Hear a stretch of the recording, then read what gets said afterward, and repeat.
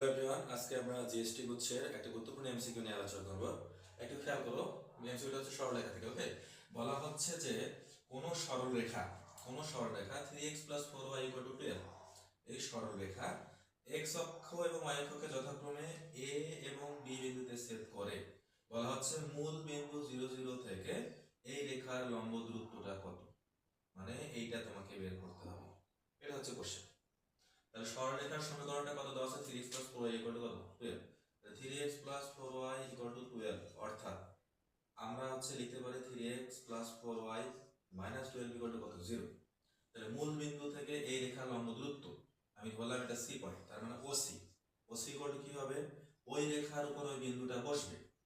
লম্ব দূরত্ব বের করতে বলছে না, তাহলে 0, যদি x এর জায়গায় 0 বসাও, y এর জায়গায় যদি 0 বসাও, 0 0 -12 তার মডুলাস ডিভাইডেড বাই √ কি x এর সহগের বর্গ y এর সহগের বর্গ, তাহলে কত হয়? 12/5।